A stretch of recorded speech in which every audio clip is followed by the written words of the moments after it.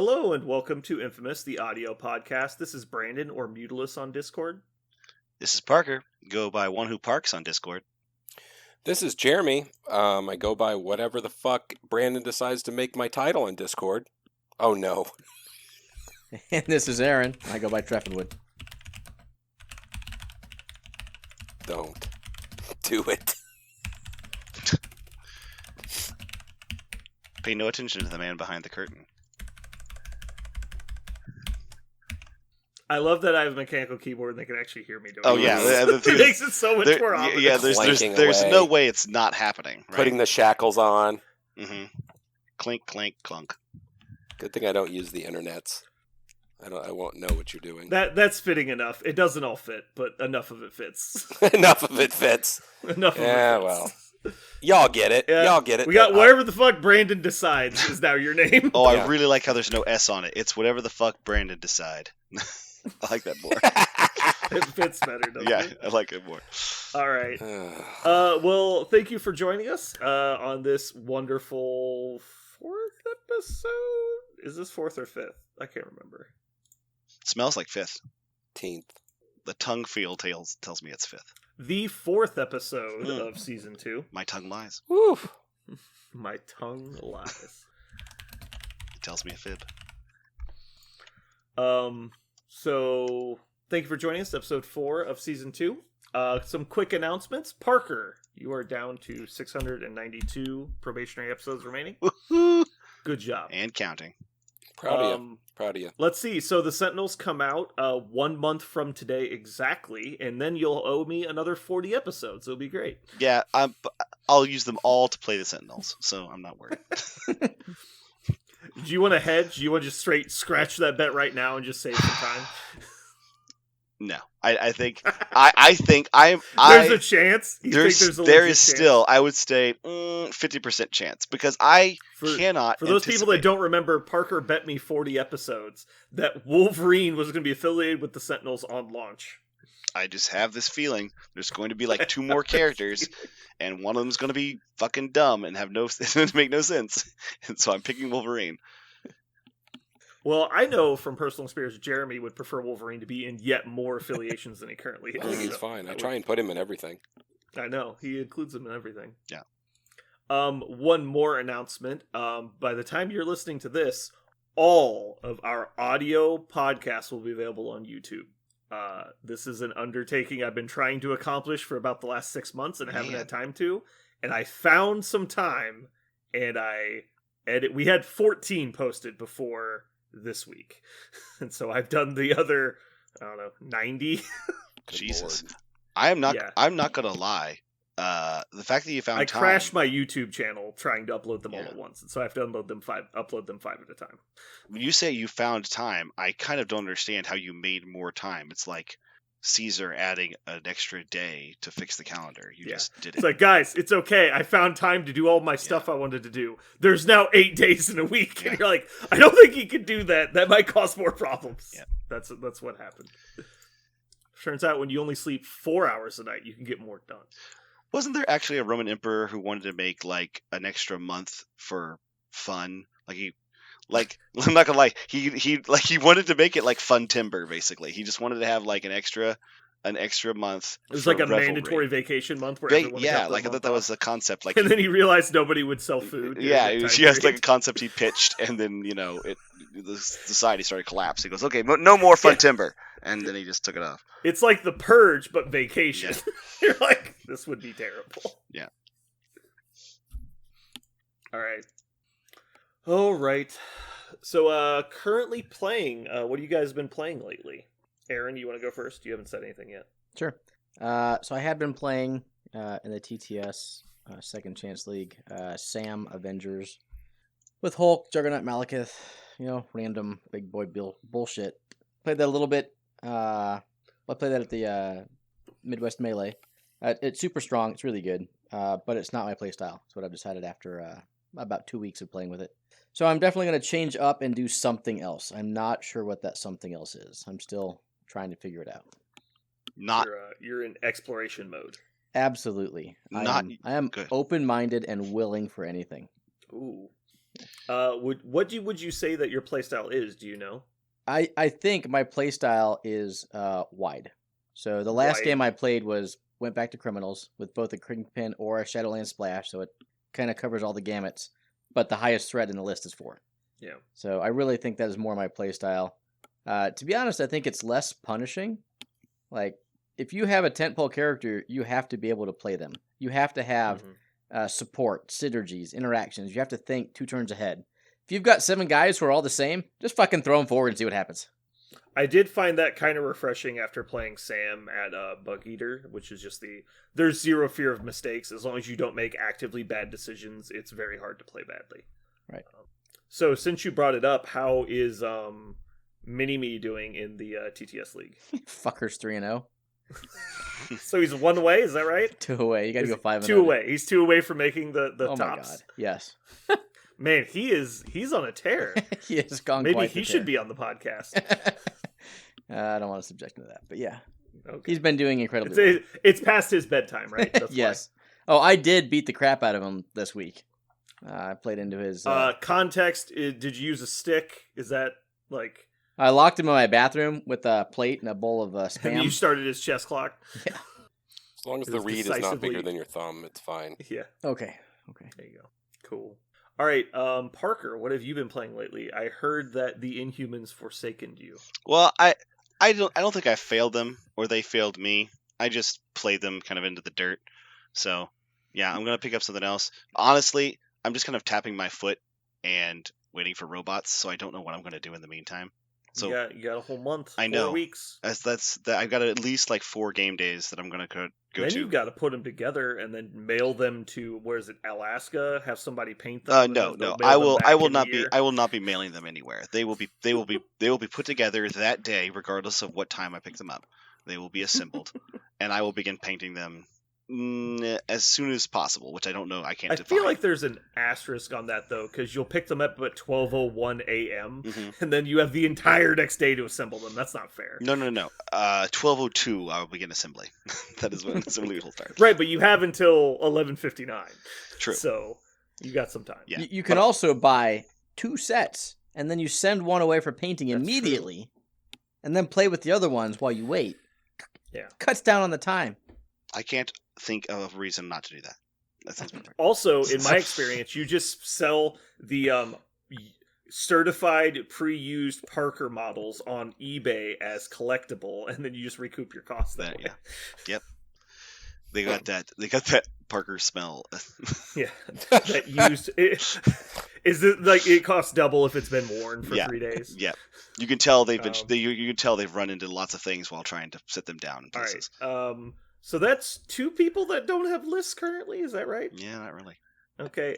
Jeremy, because So we're I about got to go lists. 4 for 4. Okay. No, Parker- I got lists. I was like, can I go next then? I'm gonna go next. Jeremy can go last. Go for it. I don't play this game anymore. I have not played a game in 6 weeks. You've given it So, up.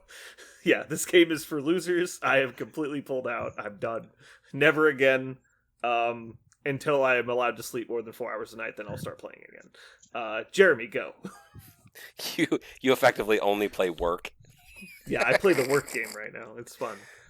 Well, so it finally happened. So initially, years ago, I started out with Thanos. I was like, this is my club I shall beat people with. Then I was like, you know what? I can add in Corvus and make a Black Order, and that's really good. This will be my champion. I will beat people with this thing. And then my God in heaven, Malekith appeared. So I played Malekith kind of out in something, just as an extra big model, and played him, and he murdered. And finally I added him into Cabal and did his thing. Doing his thing, man, oh man, oh man. It's so fun and plays exactly how I like to play. Like Aaron was saying, his play style is wide. My play style has always been tall. Always. Mhm. I like the big guys. I don't mind playing 3 models wide, and he plays perfectly with That's it. wider than I prefer generally. 3 models wide? Yeah. I'm like a stick of spaghetti. Like Yeah. that's how I play. Yeah. So anyway, I've been playing Malekith, and I've been playing Cabal and doing all the Cabal stuff. And his leadership is just amazing. He does all the stuff that I like to do. He benefits me for murdering models. Thank you. That's it. Like, Yeah. it's great. personally, if I had time to play, I'm a little sad that Red Skull came out later than the rest of the stuff, because I'd probably be playing Hydra right now just for funsies. Mm-hmm. But as is, if I was actually able to play, I'd probably be playing my convocation list that I've made some small alterations to. I cut Magic and her Tactics card for Ancient One and Eye on the Prize. So Eye on the Prize makes Worthy good even if you go second, or more good even if you go second. And then I think Ancient One is a sleeper pick against Malekith because she has auto stagger, she has count blanks and rerolls on energy defense, and she has board manipulation if he attacks her, which is cute. Oh, she also has on her big attack, your crits don't count or explode, which is cute. I don't know that it's enough, but it's cute. So talking about Hydra, I played a game into it last week. Ooh. They took either Strucker or Zola, whichever one's got the scientific method card, and played it on Hood. All I know is that their kit contains 16 paragraphs of words. Model gets 2 extra dice on defense. That's one of them, yeah. Yeah, that's the important one. So you play that on Hood in his backside, patch him up to 0 damage. I'm like, well, fuck, there's someone I never want to attack. Yeah. So I ended up throwing like one random 4 dice from someone who had nothing else better to do, and I fucking one-shot him.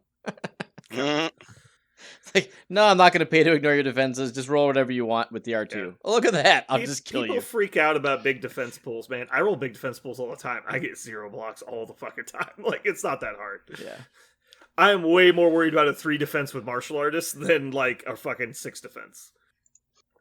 Alright. I think I will say that I actually am really excited to play Guardians again. Somebody asked me, how do you play Guardians, Parker? And I was talking about the tournament, and I started like laying out how I played them for like 4 games last time I played them. And as I was talking, I convinced myself to do it again. So that's what I'm going to do. I forgot. I'm going to do Guardians next time.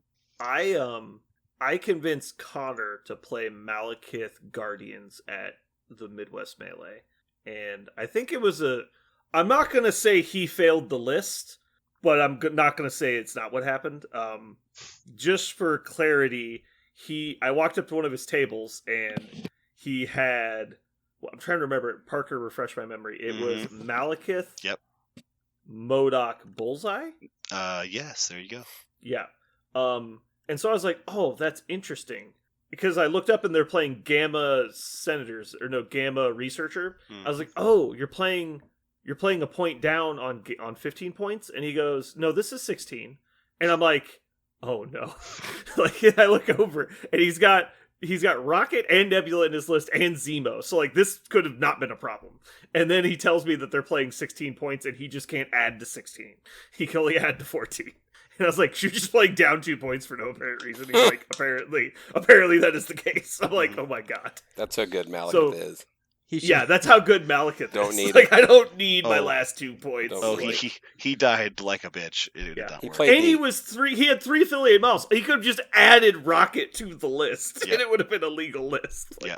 He played the it was ever so painful. rare 9-point Malekith. Yeah, I Yeah. know, right? He was not worth 9 points that game. He died weird. quite quickly. Yeah, so I'm gonna say that that he failed the list on that one.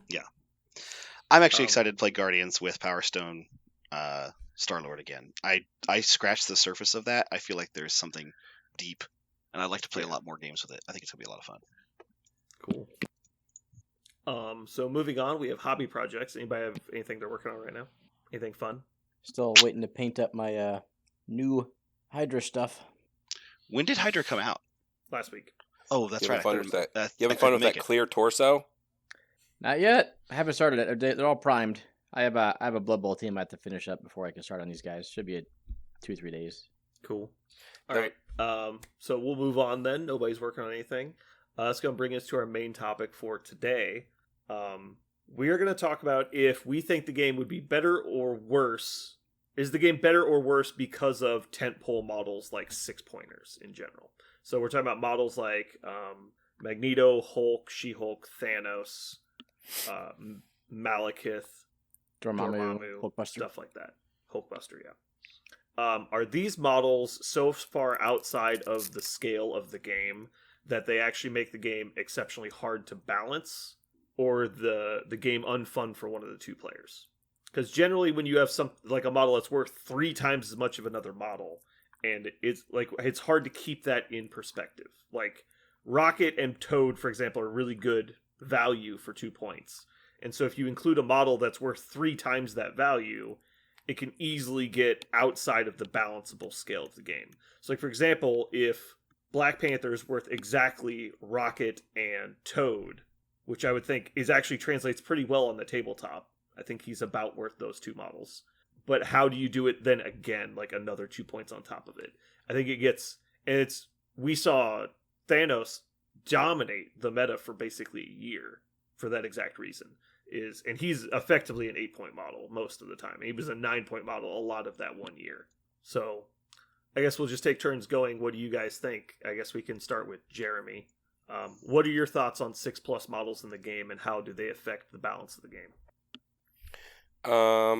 So I'll just start with, I think whenever you walk up to a table and you see 2 people playing a game and they have 5 or 6 models apiece, and there isn't any 5, there isn't a 6-point plus model on the board, I always jokingly say, "Oh my gosh, a fair game."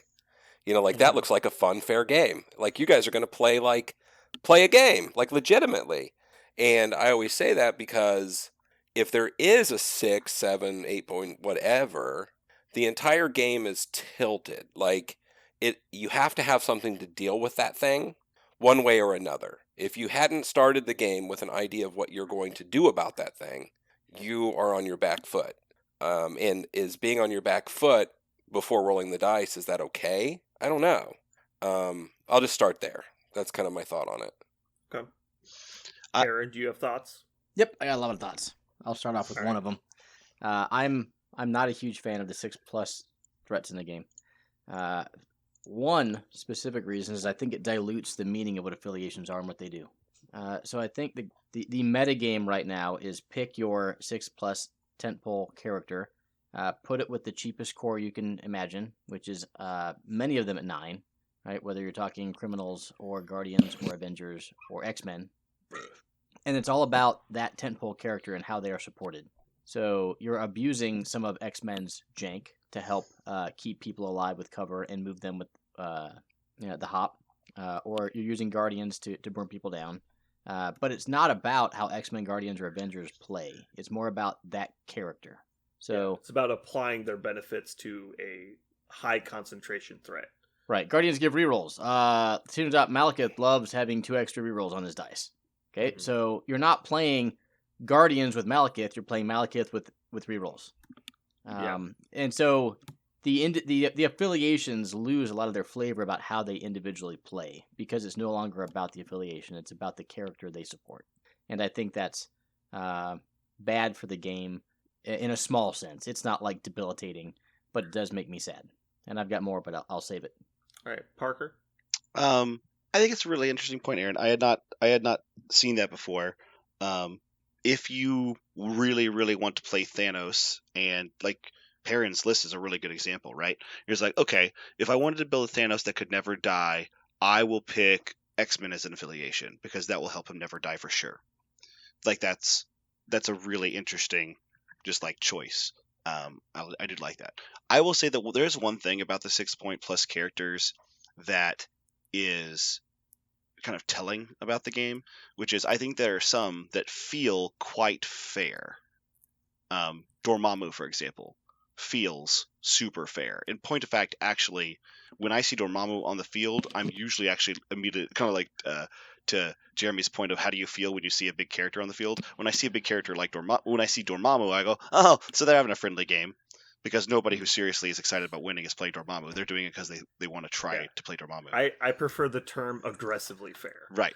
So I would say there are not all big characters are created equal by far. I think Magneto actually straddles the line of exactly like can be completely dominating, but also can just be a fair model that doesn't do insane amounts of work in a game.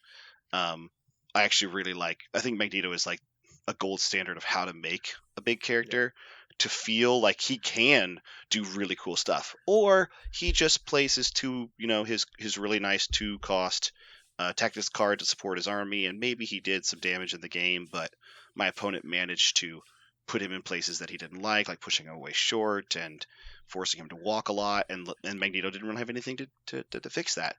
He had a couple good turns, but only 2, as opposed to Malekith and Thanos, where on turn 1, Malekith and Thanos are exerting their will on the board in such a profound way that your opponent will have to manage that or lose or begin to slide to loss. Hulk can do the same thing. So I think there are tiers of the big characters that if we lumped them all together and said big characters are bad, that we'd be ignoring the fact that there are obviously tiers of those that really exert their will on the board from first turn to last turn, and you have to always have a plan for them. Yeah. How many times has Magneto done that out of Brotherhood? How many times has Magneto splashed? I think Magneto is not very popular as a splash because of his tactics card that's repeatable inside Brotherhood. Right. So he's kind of constrained in that way by being relatively constrained to Brotherhood if you want to play him. But he is incentivized to exist in his own affiliation. Hulk, Malekith, Thanos, and Juggernaut are in no way, shape, or form incentivized to play in their own affiliations. Yeah. I think that's a problem. Sure. And maybe that's one of the things what's one of the things that probably makes Magneto feel more fair. That you kind of like, I'm going to play Magneto. Well, the best way to play Magneto is with the Brotherhood, and so you're paying 6 points to put him in a faction that has other 5 and 4 pointers that they like to play. So they could go wide around Magneto. It's not like you can't, but that is a good point. That they made that tent pole actually hold up his own circus, right? He's protecting Brotherhood specifically. So on my perspective, I think it is actively bad for game balance to have such a wide disparity of point values in the game. Like, for example, if we went to War Machine, what was the highest threat range of Warjacks? Specifically, like heavy Warjacks. It was between, I want to say, 10 and 20 was like the biggest. And I'm not actually sure there was a non-character 20 point. I know there was non-character 19s. Was the Phoenix 20 points maybe from Red? No, I'm pretty sure that was 19. I can't think of any, and especially after their update, I can't think of any non-characters that are close to that. They're 20. Yeah. And this was early Mark III when I stopped. So I'm pretty sure that the biggest was double. And currently we're looking at a 2 point and an 8 point is the maximum spread. There's a 4 times value there. That's extremely hard to get in the same range. And so I think it's very, very difficult to balance those, especially on the bell curve of like, well, adding an extra defense die is supposed to be a big deal. It's like, if we wanted to actually say Dormammu was worth 8 points, he'd probably have to have 6s in his defensive stats to even come close, and then more stuff on top of it. And so that's why we say he's like aggressively fair. Like he is not worth 8 points in himself. You're paying probably 2 points for his awesome leadership, and then 6 points for the actual model itself. And they did an interesting balancing perspective there, because they force you to play his affiliation when you take him. And so I think that's really interesting. Go ahead. I was just saying, and so that's my game balance perspective on it. I'd like to bring this around as a personal preference, playstyle, enjoyment, fun perspective now. And I'll go first on this side, and we'll kind of go in reverse order here. And then we'll talk just in open discussion about it in general. I absolutely love big stompy models. It is the reason I play war games for the most part. If I wanted to play chess, I would go play chess. I want cool, dynamic, awesome models. And when Magneto came out, I probably had the most fun I've had in this game for about 6 months when I played Magneto nonstop. It was incredibly fun, and I love the dynamic of having like one big model versus a bunch of little guys. And so I think the fact that they've given us the ability to do that, very enjoyable. So Parker, you want to go on how you feel about like the fun value of big models? I think that they. At first, I want to say that it'd be cool to have like large, cool models stomping around, and so maybe they need to be a lot of points. But the Sentinels are coming out, and they're the biggest models they've ever put in the game, and I'm super excited to play them. And they're 4 points and 5 points, and they feel exactly like Sentinels. They don't feel not like Sentinels. So I guess do I need Malekith to be a 7-point model? I don't think so. Like, if you told me Malekith was entering the game as a 4-point or a 5-point model, I'd be like, okay, sure. Like, there's nothing about his fluff that suggests he is walking around like the leader, the ruler of an entire dark dimension. So it should Thanos with Infinity Stones feel like that big? Maybe, right? Because he's one of the biggest bads in the Marvel Universe.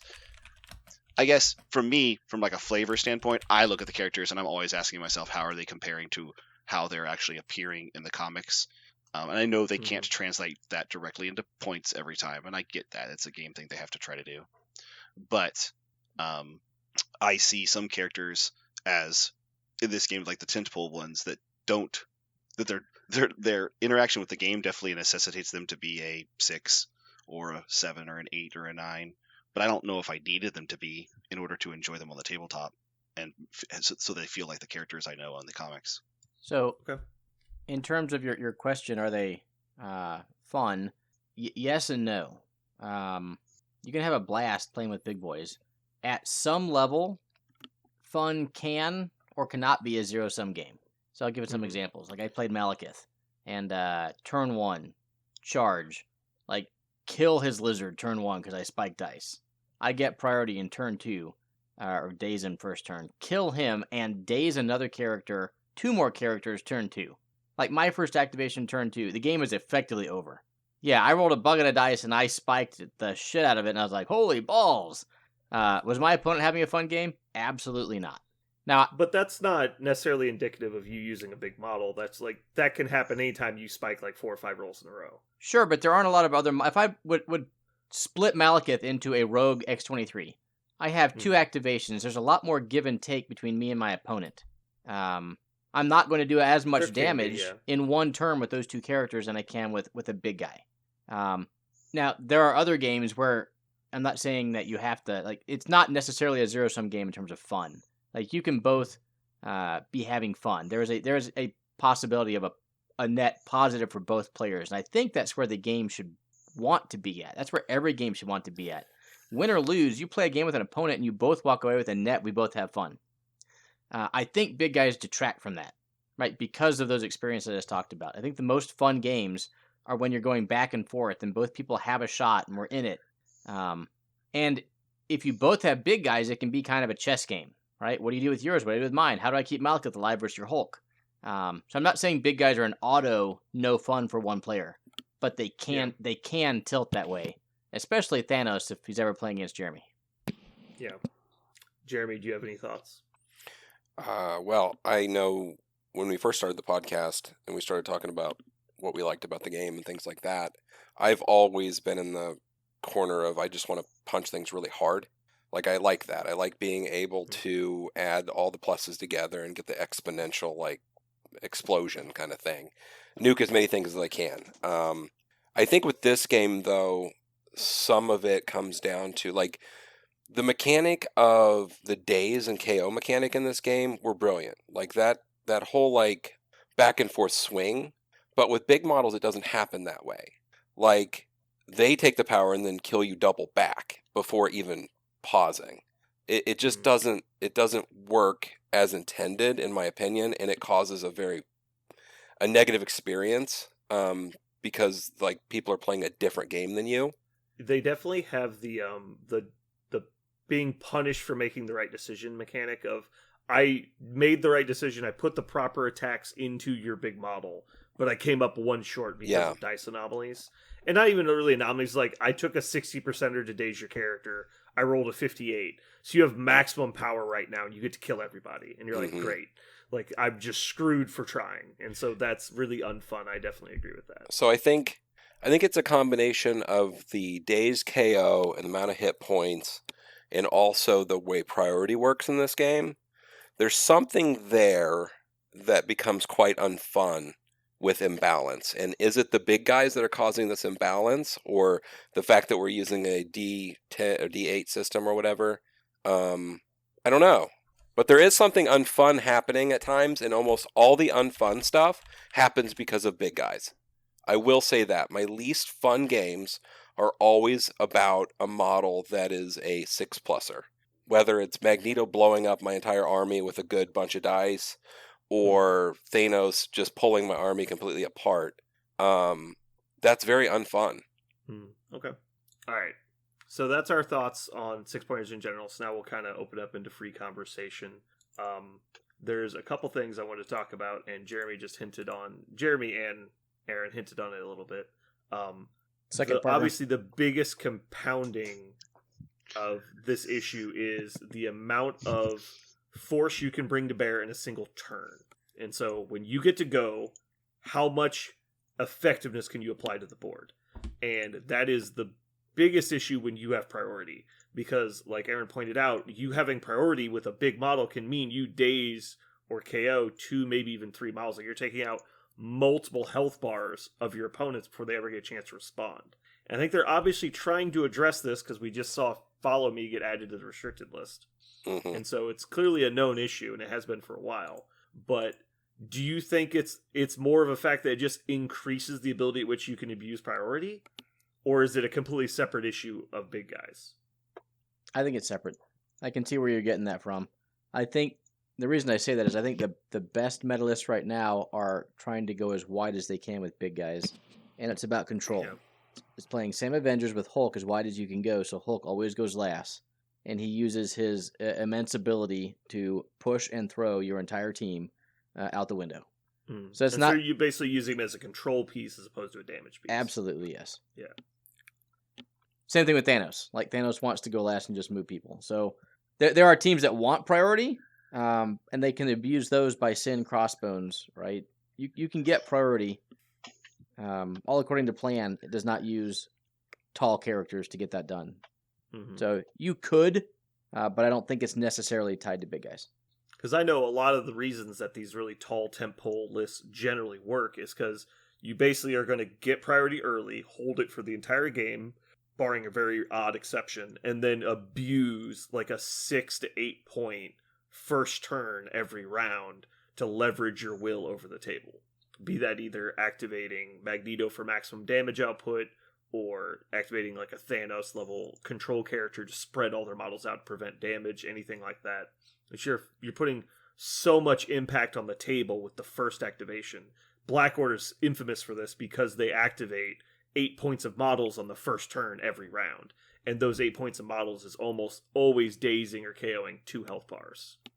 And it's just so hard to come back from that. And then even if you do kind of come back, Thanos just unravels everything anyway and sets up the next turn. And so I don't know if it's really that's an effect of solely point value. I think it's more an effect of abusing priority. Because if Black Order just didn't get to go first every turn, it'd be a very different affiliation. Well, but we started the conversation with, are 6+ pointers, healthy for the game? And in a game where there are 2 and 3 pointers, the fact that priority can be locked so hard just by playing a 6-pointer and having nothing to do with what the 6-pointer can do. Just every single 6+ pointer on the bottom of their card, it should have an extra passive that says you will have, priority this game. Yeah. Like that is plus 30% chance to have priority. Right. You're like, awesome. Right. It's something that's not written. I often talk about things that aren't written on cards. Like rapid fire models are immune to stun offensively, right? So there are lots of things in the game that you doesn't say on the card, but then when you play it, you're like, oh, I'm just getting a benefit that was never on this character, but yet it is. So when you play Thor, Black Order or Thanos or to a lesser extent Magneto, or one of those others, you are also saying, I'm going to almost always have priority, which if your opponent doesn't know how to play without priority, or like Aaron was saying, you can play without priority if you're planning on doing that already. Yeah. If you're just like, I'm going to just go ahead and play 7 really efficient models. I was never going to have priority. I don't care. And then all of a sudden, that person's passive seems less good. Yeah. So for 2 years of this game, it was possible to play a 10-point model. It was bad, but you could do it. That's crazy to me. Thanos with double stones. That's hilarious. Thanos with the big balls. Yeah. Good lord. It was space and time. And But- now people actually take Space Stone on it, which is weird. That was such a no-no for so long. Mhm. Okay, so we talked about priority. How about this then?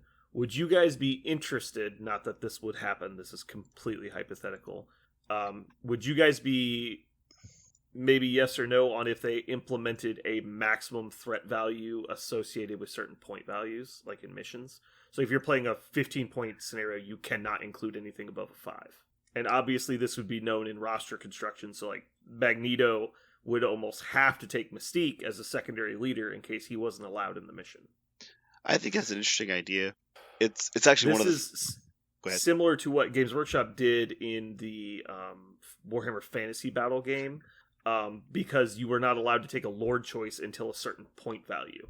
You had to be above 2,000 points to take a Lord choice. Mhm. And so that'd be someone that's like, well, you got to play at least 16 points before you can take a 6-pointer.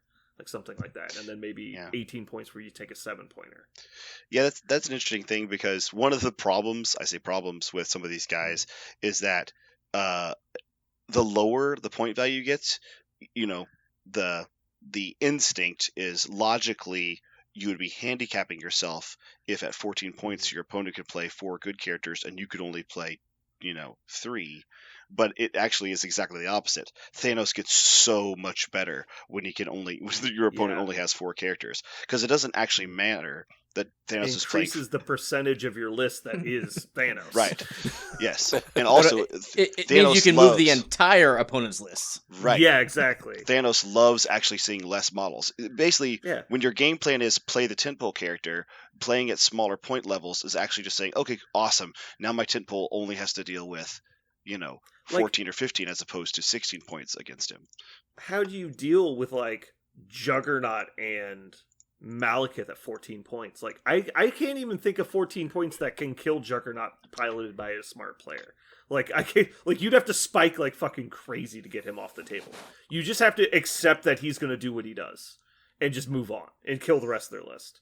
It's so not worth any investment. I think Thanos is like the ultimate version of that problem because he goes first, dazes one thing, KOs one thing, and then moves. Unless his dice just totally crap out, which you don't have, you can fix some of that. 6 dice attacks are not that likely to ace people. Yeah, He's taking Reality Stone, it obviously gets easier. right, but that's the version that you are excited about at taking into a small point game, because the controlling one actually is harder to play. Yes, he can control guys, but he can die more frequently and doesn't do as much damage. So you have to win with the control. So you have to get lucky that your scenario is something you can just totally, activate Thanos last and completely shove your opponent off the scenarios and win that way, which you absolutely can. Just another way for Thanos to win at small points, I guess.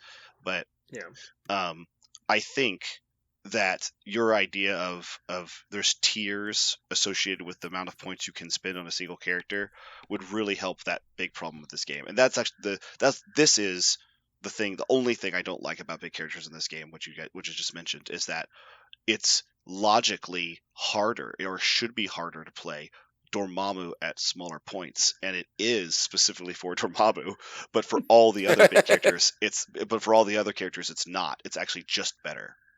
I actually don't think. I think it's easier for Dormammu as well. You think so? Because he can bully the board when there's not that much damage coming back at him. That's true, and he also resurrecting somebody at that low point level feels Yeah. great too. So maybe Playing up 3 points. yeah. Playing up 3 Kill points big is more guys. important at low points. Okay, so there you go. Actually, there you go. All big characters benefit from smaller It's always point better. games, which Because is if you're including a single large model in a list like that, the whole point is let them bully the board, right? That's the whole plan. Is my model is better than your models, Mhm. and that is more true the lower the points go. and that's the opposite of what you think it's the opposite of the way you think it would work, but it absolutely works that way in this game. And yeah, and I remember when Black Order first came out, I was like, "Oh God, I can't let him pick 20 points." And I'm like, "What the fuck are you talking about?" Right. It's like I want 16. Pick the 16. I'm gonna fucking murder you. Like, and they would just keep picking these really low points. I was like, "Why isn't Toad able to kill Thanos?" Okay. I'm like, "What did you expect?" So to this point, since all we're thinking about is kind of hypotheticals and how we feel about the game, listeners, if you feel a little tired about us railing on big pointers or struggling with the big in the game, here's one thing to take away from this if you don't take anything else away.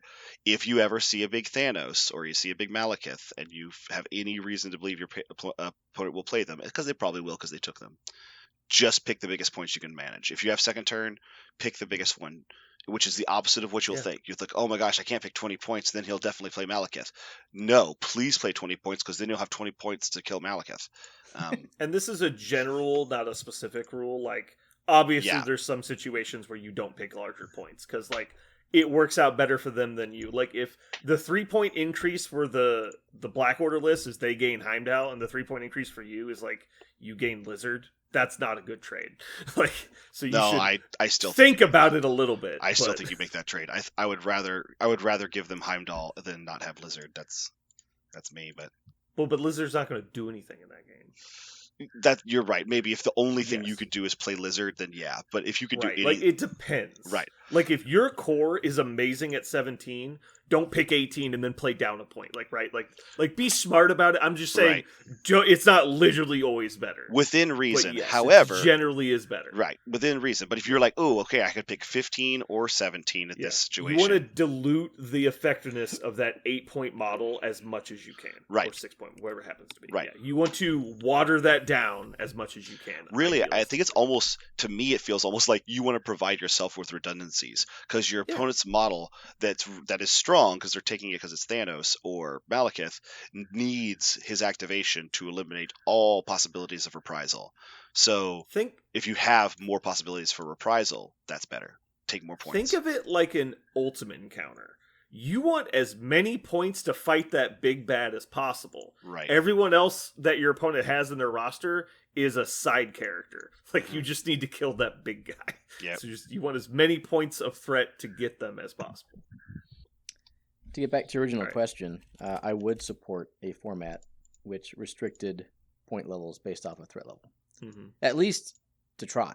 Yeah. I would even here's this for a random idea. So I play a lot of Blood Bowl, which was abandoned by Games Workshop for a long time, and the fan base community adopted rule sets, if you will, tournament rule sets. Yeah. And every tournament you go to in Blood Bowl will be slightly different in terms Yeah. of how many points you get to bring, what your star player point allocation is, et cetera, et cetera. Even what they allow from the rules. So It's like the Wild West out there. It's like it's anything goes. Everyone makes up their own rules. no, it's not like the Wild West. There are tight rule sets. There are tight rules, but like each format is very different. Well, yes, but yeah. The tournament organizer is setting the rules. when Yes. he designs the event. Yeah. The rules are set, but they design the parameters in which you're able to build your team and how you Yeah. get points. I haven't heard anyone talk about doing something similar in Marvel, nor do I necessarily think it's a good idea, but it's worth thought exploration. Like, what if, we ran a tournament and said no 6-point models, Well, that'd be easy. Yeah. right? So I was thinking way crazier than that. Well, what I'm thinking is I would love to have some sort of, okay, store injunction is the wrong word because there are people who want to play those models and I don't want to tell them they can't. But, you get together with a bunch of people and you say, for the next 3 months, we're going to play non-6-pointers and see how it feels. Because we've been playing and seeing a lot of big models recently. So what if we just choose not to? Does that enhance our gaming experience? And if it does in an unofficial setting, at that point you start making it official and you're like, hey, the Midwest Melee this year has the following restrictions. No 6-pointers. Holy shit. Someone else is like, I went to this tournament and it was awesome. Everyone had a blast because all the big boys stayed home. If big boys are a problem. And I'm not saying we need to do this at all. I'm saying it's a I don't thought know that was the experiment. way I was looking at approaching it. I was saying just like a one-off tournament even. It's like, let's say our tournament for October, we post in advance like, hey, we're implementing this point restriction where you could, if you have to be playing 16 points where you can take a 6-pointer, and 18 points where you take a 7-pointer, and 20 points where you can take an 8-pointer. They're like, hypothetically, like this has obviously not been play tested. Right. Like this is just throwing spitballing out here. It's like, these are the rules, like these are the rules of this one-off tournament. Have everyone play it, see what they think, and then, maybe do other experimental stuff. Like 3-box challenge, it came up out of nowhere because someone thought it would be fun, Yep. right? And now it's actually like a recognized format. And so stuff like that. But it's clearly They have an the- alternative format. It's not Right. standard. Yeah. I'm saying, what if in a year, playing 6 plus threat models was not accepted in standard at the TO level, not the AMG level, but at the local organized. I think it could be a thing, and it might be good for the game, but clearly there needs to be some thought and practice into it. I mean, it's clearly not like massively unbalanced right now. I think it goes in waves. Like go wide was the only way to play for like 6 months, and now it's back to big boys. And so I think it has a lot to do with the missions that are getting played. As people go narrow missions to avoid losing to the go wide list, it brings back the big boys, and the big boys bring back the go wide list, and then it just kind of goes in a cycle. So it's a little bit of that. So I think it's just we're in the thick of the big boys right now, which is one hell of a sentence, but I don't know. I think we're gonna see a return to go wide real soon, and so I'm not worried about the balance of the game really at all right now. But I think it'd be fun to. I think it's fun at any time when you experiment with like alternate game modes and stuff. Like for example, soon I want to try playing a game with complete pre-measuring. Just like you can put down proxy bases, you measure wherever you want, whenever you want on your time. Like I want to try playing a game like that. Because I know for War Machine, I played War Machine for almost 10 years, and then I played one game with pre-measuring. I'm like, why did I not use pre-measuring before now? The game is so much better. Like, oh my god. And so I want to try a pre-measure game. I want to start playing some actual, was it Battle Arena is the game mode where you do the pick band stuff. I think that's a really interesting game mode that we only tried once. I'd really like to try some more of it. I'll be playing because I think you wouldn't have to worry about some of these really obnoxious meta lists, because you're just like, oh, well, I just need to stop him from taking Corvus and Thanos, and I can do that. And so that list is just immediately gone. Yeah. So yeah, I'm pretty excited to do stuff like that. Do we have any other things we want to say about Big Boys? So I have one more thought, and this was with the errata changes. Go. Okay. The card rotation, actually. I think it was kind of a stealth is the wrong word, but a stealth buff to the big boys, because a lot of the ways in which 3 and 4 threat models were able to counter some of the big boys kind of went away. Whether it's Follow Me, Blind Obsession, Disarm, all the ways you could take your big model and be like, actually, you're not going to be as big as you need to be. I personally think hard. Field dressing going away was a pretty big nerf to the big guys also, though. It feels a lot more dangerous nowadays because you can't just sit there with immunity and be like, okay, do whatever you want, I'll just kill you later. I kind of agree. On the other hand, I think people have gotten better at playing big boys the more they have, and they're, as opposed to throwing them away, knowing they could field dress them and then get that activation, they're being smart about it, and they're still dazing your 3 and 4 point models left and right, like they're supposed to. Mm-hmm. Now, I can't field dress that 4-point model to just go ham on you. And now, you get to take priority and just kill me before my 10 power rogue gets to double throw you, right? So, I agree with what you're saying. The big boys liked field dressing, but the more better you are at playing with them, I think the little guys can actually be hurt more with the loss of field dressing and everything else I just said. So I think that all contributes to... all the little stuff, definitely, I would agree. I think they're trying to enforce people to play trip up instead of disarm, which is way more impactful to big guys, I think. Unfortunately, it requires the damage check, which is really the hard part. Because damage checking the big guys is sometimes just a crapshoot. Yep. I looked at it the other day. I was like, yeah, the trigger, never mind. Yeah, I mean, the good news is you can do quality attacks at least. You're not forced into using like a builder or anything. And so you just go up and like, well, I'm going to roll 7 dice, but it's like a 90% chance that we'll do at least one. So just sucks if it doesn't. The other thing I did want to bring up, back to your original topic, where you said you didn't like the effectively just washing quality leaderships through big guys, because the whole point of Guardians is they basically make 3 models better every turn. And so you take the bare bones cheapest models you can get to get affiliated, and then just take 2 big guys and throw your reroll tokens on them, and then Rocket, because he just does so much damage.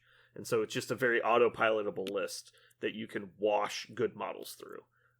And Storm's leadership is very similar. Apply cover to a quality model, get to place your big guy for free once around, and you just do that. You just press the win more button on your big guy. I think there's a very obvious reason we haven't seen limited model leadership show up again. Like, that has not been a thing since, like, basically Thanos came out. What do you mean, limited model leadership? So Storm was like the last leadership we saw where it's you get one effect per round to do to one model. Like everything is your list has this effect, and it's not pick one model to get better. Like they want to avoid that at all costs because that is being abused pretty heavily. Sure. Even like Sam Avengers. Pick one model Yeah. you'd like to get a free move and a heal. Right, but that's at least reactive, and it's up to your opponent when they trigger it and stuff. But yeah, Almost worse. what do you mean almost worse? As your opponent, you're like, shit, I cannot afford to daze any model on this activation because then you move your Hulk and shake the stagger I gave you. Fuck, I guess I passed. Well, yeah.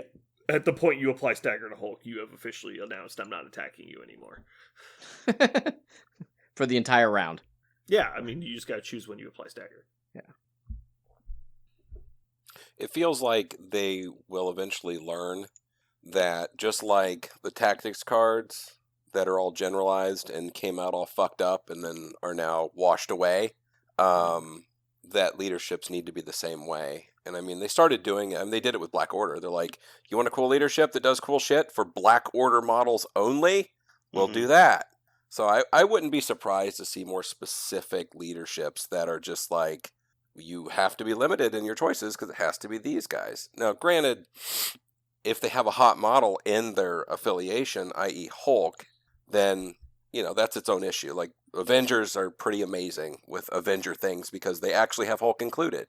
But a lot of folks that are just splashing Malekith or Hulk into their mix, it'd be different if they didn't get that, you know, the bonus token for rerolls or... Yeah, I cover. don't think they want to go to leadership as affiliation only because I think they have that as an intentional design feature that you can mix models together to create cool combos. Like that's clearly something they want to happen. I do think they're being smarter now and making because the only affiliation only cards for a long time were the ones that were in the core set, like the Avengers Assemble and Dark Reign were the only affiliation only cards until like X-Men came out. Jeremy, turn your goddamn phone off. That's my kid's phone. Okay, throw that away. What is he, 4 years old? Get rid of his phone. How much better would it have been if Midnight Phantasmagoria had been Cabal only? Better for the game or better? It'd be noticeably worse. Better for the game. On a scale of 1 to 10, how does that tickle your fancy? Oh, because it's not a Cabal affiliated card. Correct. Correct. But you're not saying only Cabal members could use the teleport. No, that's Black Bifrost, which is Cabal. Midnight Phantasmagoria. Phantasmagoria is the push and heal. Yeah. Yeah, I think that would have been... I don't know that it would have affected Malekith's splash value that much.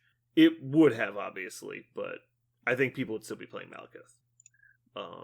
Yeah, I mean, it'd be impactful. I think that would give people a lot more reason to play him. I think his leadership's great, so I think people are going to play him in Cabal anyway.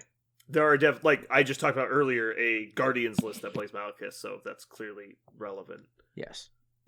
Anyway, I think they could have made some choices like that to help reinforce where they want big guys, i.e. not splashed in every list. But that's just me. I would like to see more big guys come out that have Magneto kind of cards, where it's like if you get heavily rewarded for playing them in affiliation, and their key balancing point is to be played in their own affiliation. But then you can play 90% of that model in any affiliation. So you can still use the tactics card, it's just once, or maybe it affects less people if it's not in the affiliation. Like, there's a lot of stuff you could do. Like the Midnight Phantasmagorium, maybe it could be unaffiliated, but in Cabal, he heals. But out of Cabal, he just pushes. Like, there's an example of how you can make that affiliation encouraged. I like where your mind's at. Yeah. So... our game designers for our game are conveniently very skilled. They have a lot of good ideas. We have all kinds of cool stuff coming out all the time, and so you can see every time something comes out, their game design like levels up a little bit, and so I think it's not impossible to see like a Mark II coming in a couple years. Like obviously not anytime soon. The game's in a perfectly fine spot right now. Like an update, like we saw a big balance update, which was almost like a remix Mark II kind of thing that happened last year. With the wave of updates, and now with seeing a big card banning and card cycling this year, the game is again reset back on track. And so with all of the lessons they've learned, for example, like Magic the Gathering thought that Black Lotus was a balanced card in the first set, and Time Walk was a balanced card in the first set. And so immediately upon expanding their game design, said, this is fucked, there's no way we can allow this to exist, and banned the card from every format, basically. Just like that. Like, you cannot allow Hired Muscle to exist. That is not a balanced card, and they've learned that. So, all these little lessons they're learning by experimenting. I'm glad that they're experimenting, because I want cool stuff in my game, as opposed to very boring stuff that's not fun. I'm going to take a soft disagree. Ooh, yeah. You want boring stuff that's not fun? No, you think the game's in a good place and you're not worried about it. I think so. I agree with everything you said. I think that what's left that is meta bending, i.e., the splashable big boys, I don't see anything that they can tweak with the game easily to change that. To change big guys? And how they're splashed, right? The combination, big boys being splashed, is the problem, as I see it. I think they want splash big guys. And I think that is meta warping in a bad way. Well, all they have to do to fix big guys is print 2 more go wide missions, and big guys will go away. Okay, I don't think that the problem, as I see it, which is not debilitating, right? But it's a problem. I don't see it being fixed before next summer. So what is the problem? You just think there's too many big guys. You don't think lists go wide enough? I think there are too many good big guys being splashed in good leader affiliations, and that those lists are going to dominate the meta for the next 9 months. Okay. Competitively speaking.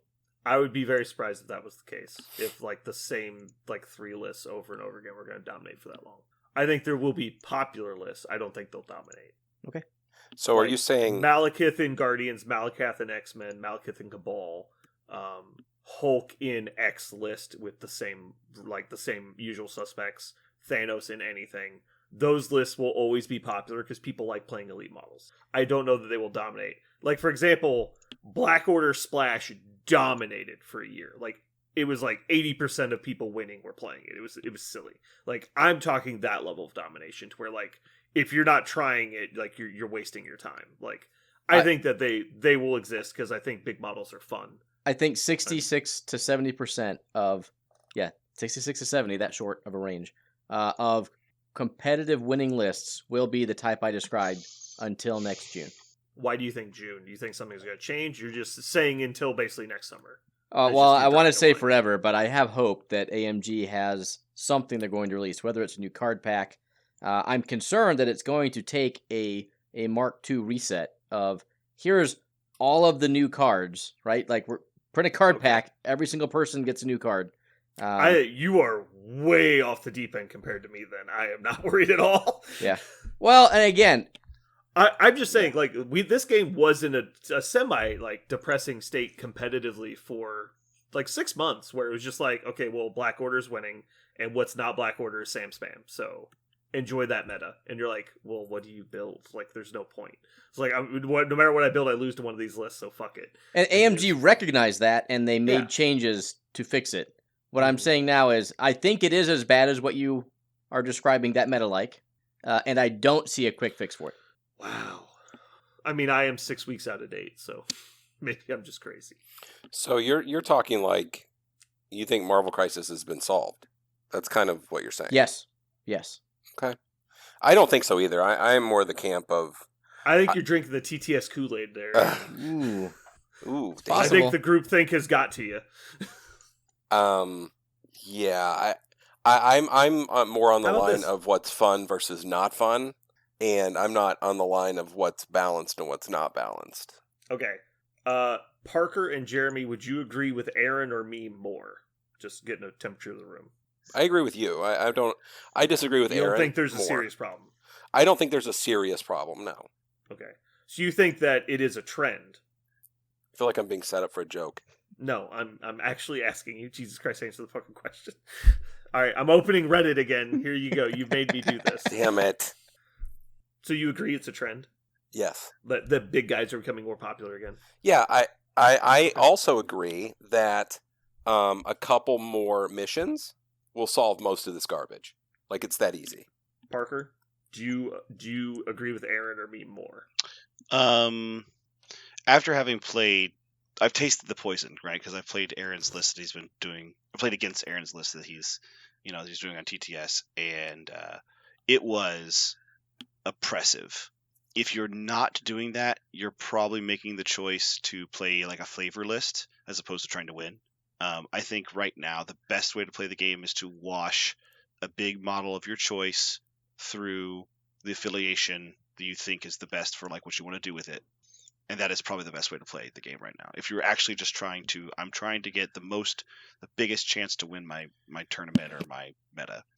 I think that is probably the best way to play. I just feel like there's too many ways to deal with a single big model. No, Like obviously Sam makes it harder. Like, right. So all of the that good being lists said, make it harder. But I'm saying how do you want to tilt the game and make it more likely to win? I do think absolutely Shadowlands Daredevil, Criminal Spam with the right scenario, Sam Wilson. Like there are lots of lists out there that are being played that absolutely do well against that. So it's not auto to say that the game has been solved.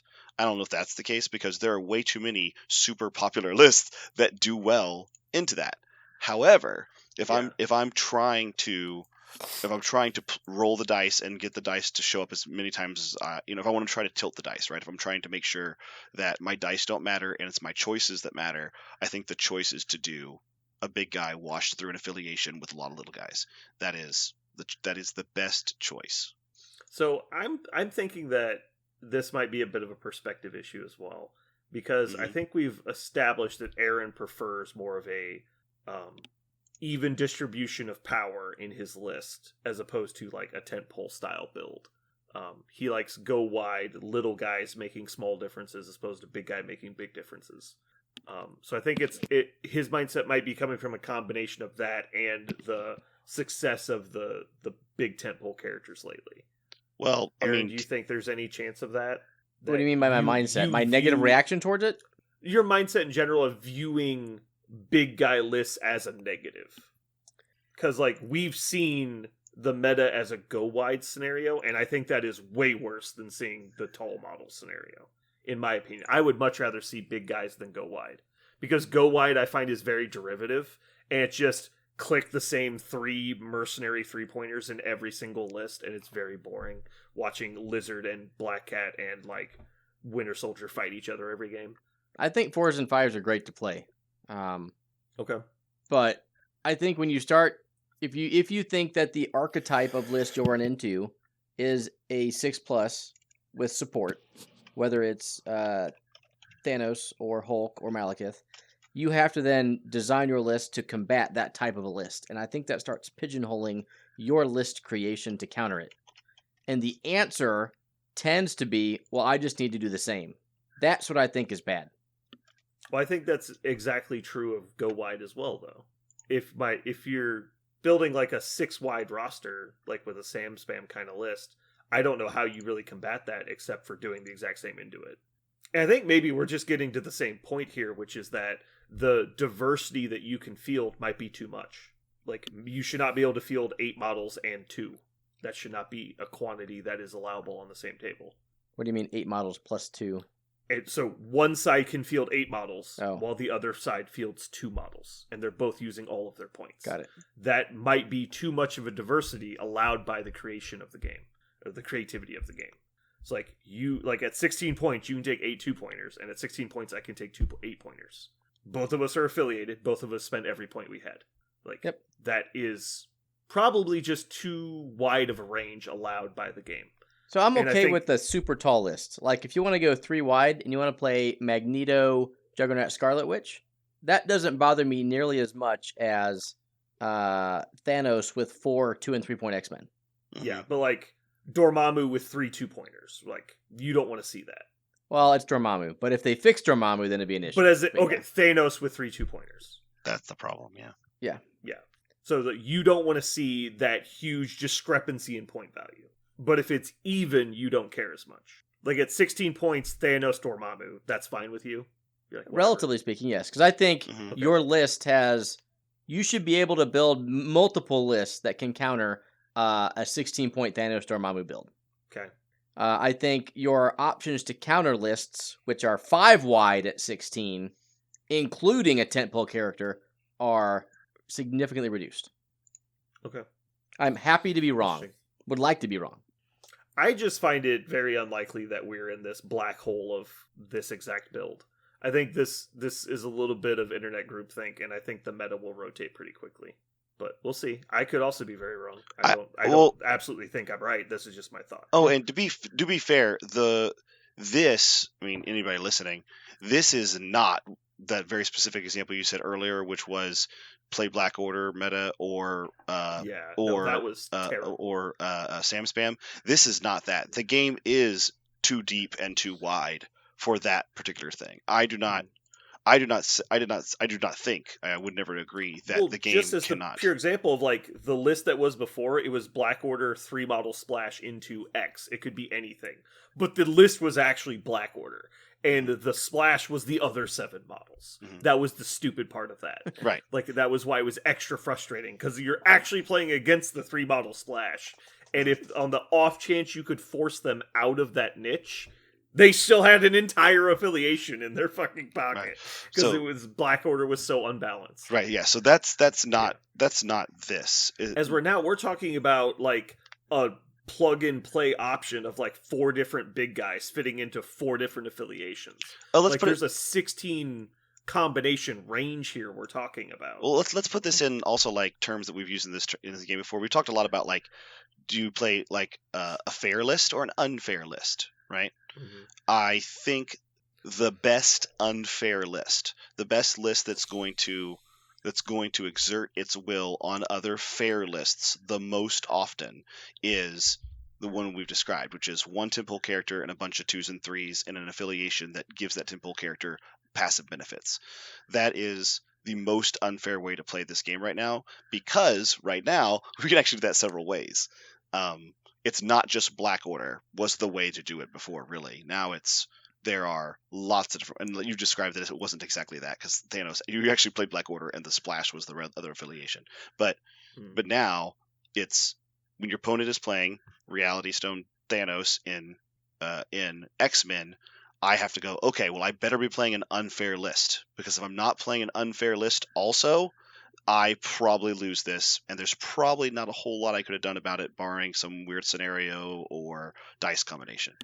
And I will hold firm on that. After playing against, I got to play Aaron, and then I got to play Perrin at that tournament, and both of them were doing exactly this format, and I did not feel with my Inhumans, which is a fair list, I did not feel that I had much of a game.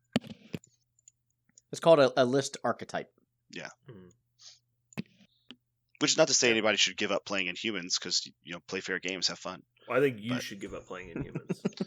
Well, I mean, but in that's general, a very specific opinion, not relevant to the topic. I'm going to play Sentinels regardless of whether or not they're good into tentpole character lists. I don't care, but I don't care if they're fair. I'm going to play them. Yeah. But and a side note, we had an entire episode dedicated to should Parker play Inhumans at the tournament, and my opinion was Inhumans would not stop him from winning the tournament, and I believe I was correct. Parker's dice stopped him from winning that tournament. That's true. That's true. I did. Right. Your dice wanted Thanos to live more than anything in the universe. Oh, I think his dice wanted Thanos to live. That's also true. Well, I think he also wanted Thanos to live more than anything. That's true. And that's the thing. His list was meant to do exactly that. He heart of the cards the shit out of you. Yeah. That's a good point to say that I tried to make Inhumans as unfair as possible, and it's not like I had no chance. Yeah. So we've talked about this a bit off podcast as well, but I personally think that you chose the ride the bike up the hill strategy in that game in general, and that if you had just killed everyone but Thanos, I think you actually win the game fairly easily. But that's an opinion I have, and obviously in extreme circumstances that will fail. But also, my biggest up the hill thing I did is I fell into the trap of giving Thanos lower points. Oh, sorry, no, I didn't. Never mind. Perrin chose lower points. Yeah, Perrin picked lower points. But I thought I had an advantage when he picked lower points, and I was wrong. Yeah, and now that we've talked about it, that it's like you should have tried to manipulate to get as many as possible, but obviously you didn't have any control in that situation. Right. All right, anyway. Interesting. Aaron, would you be interested in making a bet? Sure. Are we playing for fictitious points? Probationary episodes. Okay. This is the increment so of I know that Parker has them, and is that why he does every podcast naked? I can't figure out what they actually mean. That is why mean. he is naked. and he has shame written on his chest in like shoe Mm. polish. Oh, I thought that was just a weird hair growth. Yep. Yeah, That's he why I does have not the- shave his hair. That's why I have the cat of nine tails that I slap myself with Yeah. periodically. Okay, what would you like to bet? I'm so just. I mean, it's an option. Obviously, don't feel pressure or anything. But we could make a bet of probationary episodes between you and me, so the loser would receive probationary episodes. And we could bet on if the single big guy, like go wide big guy support staff meta will dominate the meta until next summer. I think you'd have to agree on a metric for that, but I think- Yeah, we'll well- have to take like some kind of vote. I or think we're going to something, have so to it's leave it up impartial. to our two fellow podcasters. Right. It will be a subjective decision on their behalf as to whether Right. it is you, So- me, or a push. Right.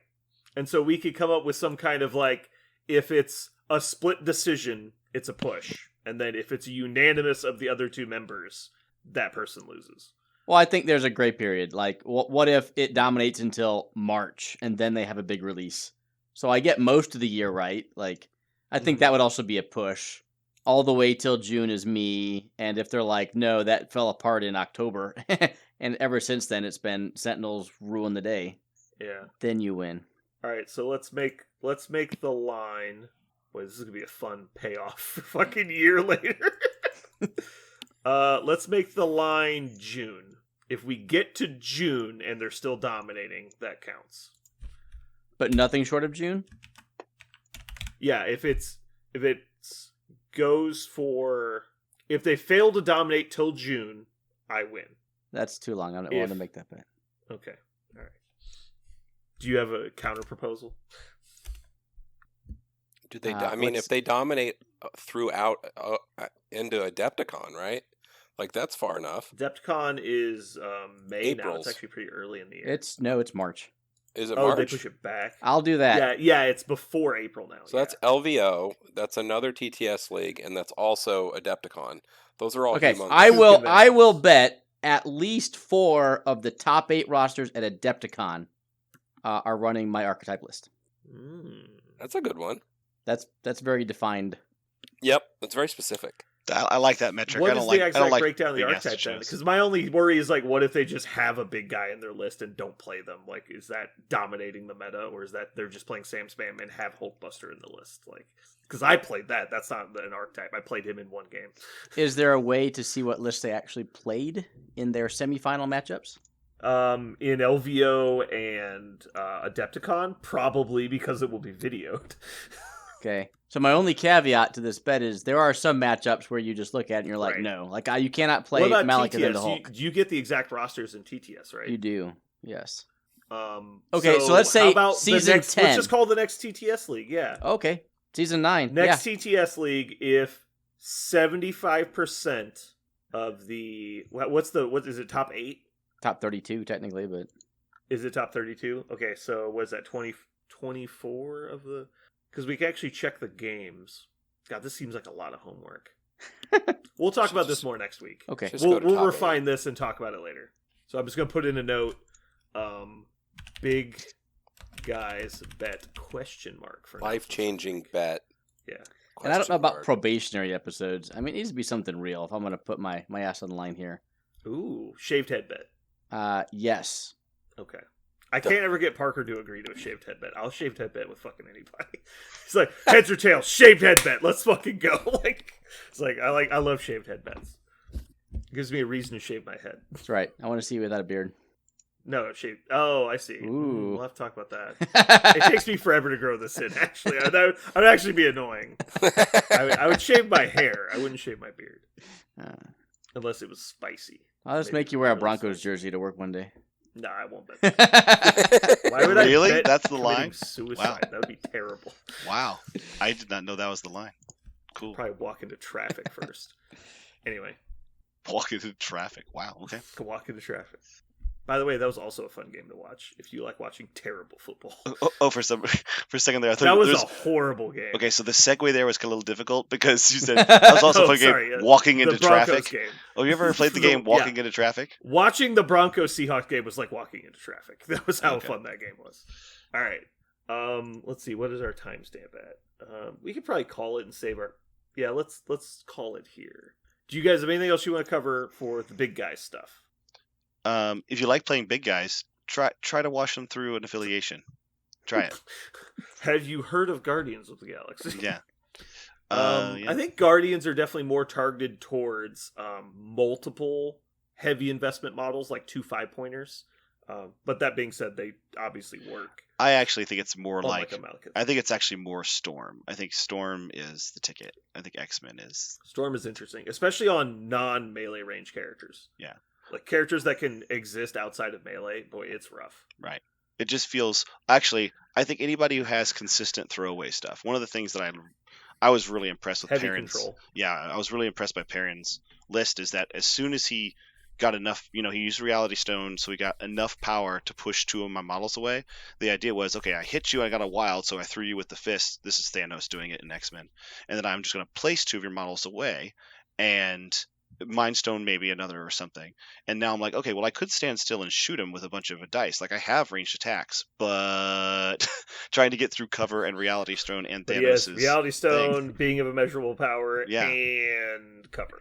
right. It's auto Like, 3 shit. block every turn. Auto Right. 3 block. Then that Fuck. and when you do at first you think you can do it, but you're like, oh wait, I can't do it. I actually have to get close to Thanos. And then when have he any starts chance. blocking 2 or 3 naturally, you're like, oh my god. Yep. Like he's like blocking 5 on every fucking shot. So like that's I And then he think gets X-Men is the patched up ticket. and you're like, fuck me. That was like Yeah. 400 dice. I'm not gonna lie, I really like playing the big characters like that where you actually levy defense dice. I don't like doing Malekith stuff where you're tentpole characters that kill people, like Jeremy's version. I don't like playing the list you like, Jeremy. I just don't like it, just for the same reason you love it. I just don't like it. But I really like the Wonder Woman list where I have a character that just won't ever die. So I will definitely play that X-Men Thanos at some point. It looked like a ton of fun to play. I really enjoyed that. I built it and gave it to him. I'm kicking myself now. Wait, Oh, I what? think I you feel could like play. I showed you the power. Like I showed you the pet cemetery, and now you guys are just burying all your pets there. No, wait, I missed a sentence. What happened? Who Aaron, you said you built something and gave it to somebody? I built Perrin's list and convinced him So to play you're not it. even going to let him have this? No. You're not even going to let him have No. the list that he No. played? He and I Okay. chatted about on the way back from a tournament somewhere. He was done with Thanos Avengers, and I said, "Well, if you want to win, play one of Were you Dre's like, 3 lists." here's this list I built and thought about. You should play this. Or were you guys like spitballing in the car back and forth, and now you're claiming ownership of it after Yes. he's played it? Yes to Okay. both. Yes to both. Yes to both. Yes to both. I've played this 100 times. Also, have you ever thought about just playing X-Men? Well, Those I two had things had at played the it same 0 time. times, but I said, Perrin, Yeah. this list is That's probably fine. really good. You should probably play Do you this. also own my convocation list that I had you type up while I was telling you what to add while we were driving back from Oh, you mean my convocation list? yeah, that one. I love how also the only adjustment I've made to that list in 7 months now has been the put in Ancient One after telling everyone, screaming in their face no when they tell me to. Yeah. But it's for my reason. And so it totally Yeah. counts. Yes. Not gonna lie, it did not feel good when you're like, I think Ancient One's a really good choice. I sat there just fucking blood dripping down Just- my lip. Just fucking I'm like- shaking mad, I'm just like, staring God at the wall. fucking Like, God damn damn it. it! I've wanted him. I've asked him no fucking kidding, like 8 times. You could think of I Ancient know, One. and every time I'm like, no, dumbass, I'm not playing that shitty character. And that's it. If you would have said, nah, I don't think so, but you always responded like that, just like with venom and vehemence, just contempt. super, just like, Yeah. what are you, a Disdain. fucking moron? Just like Yeah. instantly super mad at me for even considering it. Just like you never had your car the whole time you were and suggesting then this and then model to and me. then that one day you're like, I think Agent One has a lot of play into this meta, and I'm like, oh, you think, huh? You think so? Hey, to be fair, you were never suggesting her as a counter to Malekith because we didn't have the rules for Malekith yet. Nope. To be fair, I just wanted to play her. To be fair, I just wanted to play her. yeah, I just thought it'd be fun. That's just because you like bald chicks. Yeah, that was the reason. Yeah, that's it. Yet he won't do a shaved head bet with me. Weird. I'm not a chick, and I'm not into it. He's just terrified his hair won't grow back. Uh, He hasn't had a haircut in 8 years. Yeah, I At He's think some like, I point, cannot cut he's this. right. Yeah. All right. Well, that's going to do it for us today. Thank you for tuning in to episode 4 of season 2. This has been Brandon. And Parker. And whatever the fuck. And Aaron. And you have just listened to My Tongue Lies.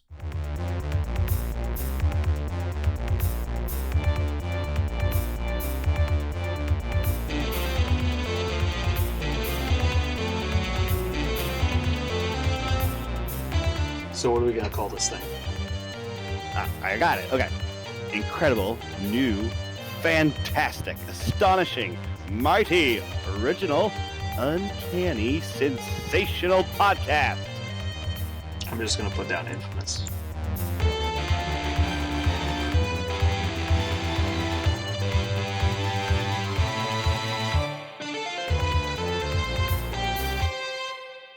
We did it!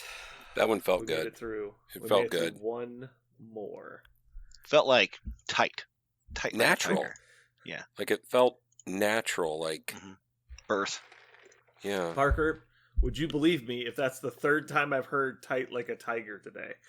I wouldn't fault it. Now, bonus points to you. Do you know where that reference comes from? Because I don't think anybody Gold remembers member. it. What are you talking about? Okay, thank you. I was like, How do people not know that? come on now.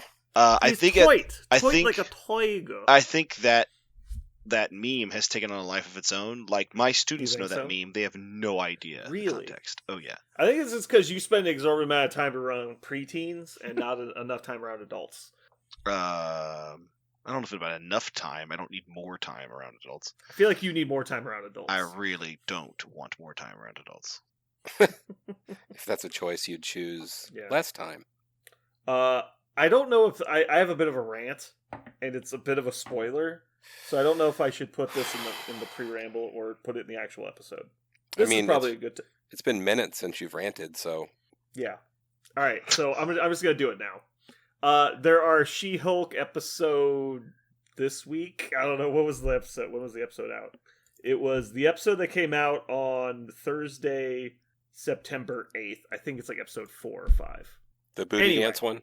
No, it's after the booty dance. I haven't another seen one. the booty dance one because I thought I've caught up, but I haven't seen that scene. Did that scene already happen? Well, the booty dance one was the one. It was the after credit. I don't know if everyone knows. There's after credits of every episode, Hmm. and some of them are semi-substantial scenes. Okay. Well, I saw the after credits one for this latest one where Don't spoil it. well, I'll just say Allison appears in it. Is that her name? Allison. You mean the one today? I haven't seen that one yet. No, the show comes out on Thursday. It didn't happen today. Oh, it is Wednesday. You're right. Yeah. Yeah. So the one for last week. Yeah. Anyway, so the one that came out last week. I don't know if you guys remember what I talked about. I was watching, but I'm watching The Sopranos. Hmm. I was on season 5. Oh no. Episode 11. Oh, nice. And so I had a choice to make when I got home that day. And I was like, do I watch an episode of The Sopranos or do I watch She-Hulk first? I put on She-Hulk. Whoops. Spoiler alert! Oh my In god. the show, Wong is watching The Sopranos season 5 episode 12. And something happens to interrupt his watching of the episode, and then he's like, well, I was about to watch this, and the person goes, oh, that's the one where they kill main character. And I went, you've got to be shitting me. Just like watching it, I'm like reaching for the space bar to stop it. I'm like, no! It's, what the fuck are the odds? This show came out 20 years ago. And I fucking get one of the most crucial plot points spoiled for me 2 hours before I would have just watched it naturally because of another TV show breaking the fourth wall. It's like, fucking Christ. Yeah, that's amazing. So, whoever decided to put that specific show in She-Hulk, go fuck yourself. That was nice. That actually makes my year right there. I think that's worth God being damn it. alive for this year. Every year I got to find something, and I tell you what, That's you it, just nailed Jeremy. it. You know, guess what I'm doing now, Jeremy? Oh God, are you changing my name Going to again? Reddit/dad jokes. Oh God. Here we go.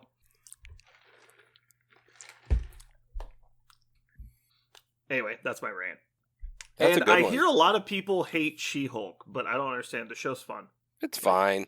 Just Yeah. because it's light. I'm not I a mean, fan of every aspect of it, but like it's fun to watch. It's better than any other like network crap. Yeah, I would say it is absolutely fun to watch. Sarah does not like one aspect of the show, just one thing, and we had a long conversation about it last night, and we basically came to an understanding that I completely understood where she was coming from, but I was having a hard time understanding why this was sticking in her craw. It's She-Hulk's hair. Like, for some reason, they decided to make Jennifer Walters her hair, the She-Hulk hair, like when she's in the Hulk form. Yeah. They made it look like in the comic books, but they cast an actress that has very curly, short hair, and so her hair necessarily has to change from this kind of short, super curly look to this long, flowing look, and Sarah's just like, it's kind of odd that they make a point in the show, no spoilers, that people do not find Jennifer Walters attractive and they do find She-Hulk attractive. And they constantly are making that point, like really hammering it constantly, which they make about all the Marvel superheroes, right? Thor is super hot. Yeah. Captain America is super hot. That's America's ass, right? Like that's not something they sexualize Marvel heroes a lot, and so do in the comic books. It's a very sexualized medium. Well, celebrities in general, but Yes, they're not immune to the sexualization, absolutely. However, she just thought it's a weird choice that they completely changed her hairstyle. It would make more sense for her to have just larger or more curly hair. It's just odd that it becomes a super long flowing thing.